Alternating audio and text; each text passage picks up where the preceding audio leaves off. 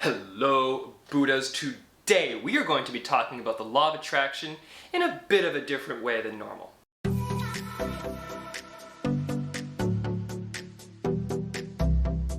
Now, Buddhas, before we get started, I've got a playlist down below in the doodly-doo that's got 160 Buddha Billionaire videos in it that you can binge watch to accelerate your spiritual awakening. Now, what do I mean by law of attraction but not like normal? Well, I'm not going to give you any tips or tricks on how to do it. I'm not going to tell you to write things out. I'm not going to tell you to visualize. I'm not going to tell you to meditate. I'm not going to tell you to dance around in your head. I'm not going to tell you to do anything. Now, we might make videos about that at some point, but honestly, just figure something out for yourself that works and you're good. There's a spiritual awakening in the making. What I actually mean about the law of attraction is that there is literally only the law of attraction and there is nothing else, and get over it. Video over, remember to love yourselves, but if you are still here, Buddhas, then you can actually handle this truth. And the truth is this: if someone punches you in the face, you created it. Done. If you can accept that, then you are now an incredibly powerful being. And this is not me trying to say in any way that this is easy. This is not me trying to say in any way that this is difficult. It just is. We put these nomenclatures or these different aspects on the world in order to make it good and bad and evil and dark and light and blah blah blah blah blah. No Count Dracula today. But at the end of the day, Buddhas, you are creating your reality.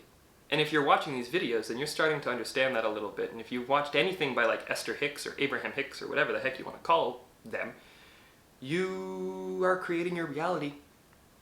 That's it. You created it, you put out the vibes, and you got it, and you might not understand.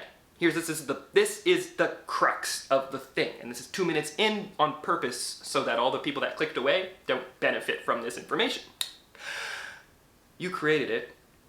And the secret about how to start to understand that and to accept it, the little secret about how to kind of become that better self, is to create it, but be okay with not understanding how. And as a control freak, self-diagnosed control freak, not knowing how something works is not how I work, usually.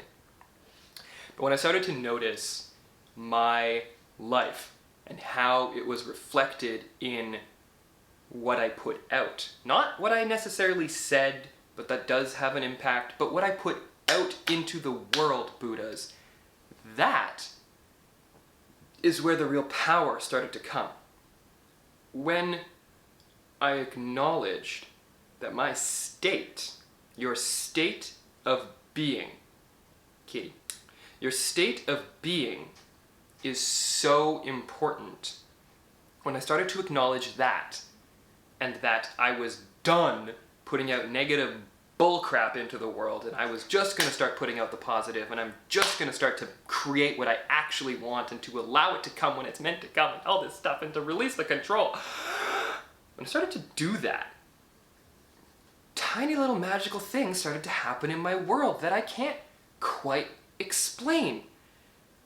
And not being able to explain things, Buddha, as a guy who explains things for a living, both in my day job and my other day job and the third job and all the other stuff that I consider to be jobs, I explain stuff for a living. And when it comes to things that I can't explain, no bueno, not a huge fan.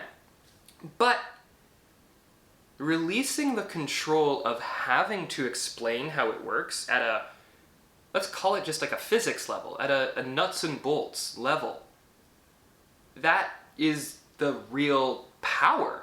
Because I'm starting to embrace the fact that I create my reality. And if that is a fact, do I need to understand absolutely every facet of how I cause the sun to rise and the moon to set and the planets to spin and blah blah blah blah blah, and people just keep making it bigger and harder to pay attention to, even though it's unlimited how much we can pay attention to. But if I'm constantly looking into how being like the biggest swear word on the planet in my opinion, but hey, we'll get into that in another video. If I'm constantly looking into how, then I'm forgetting the what, the who, the what, the where, the why, and the what is so important. What I'm doing is what's important. And if I started to focus on what I actually enjoy doing, Buddhas, that's where the magic happens. That's where the growth happens. That's that point where skill meets challenge, I believe, and that is flow. And when you turn your life into a constant flow, then all of the things are working out exactly as they are meant to work out. And that is ultimately the most powerful aspect of this entire journey. It's you accepting the fact that we are on this journey and that you are constantly deciding which way we go on that journey. An analogy that was once used, and maybe I should have used this at the beginning of the video, but if you're still here, you're really going to benefit from this. An analogy that I heard that really struck home was a ship.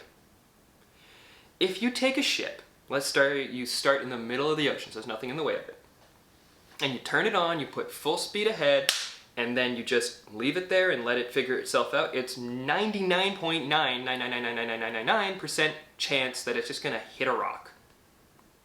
Right? Because you just put a ship and you just said, go! Even if you aimed it real well, Mother Nature's going to hit a wave and then the ship's just going to do its thing.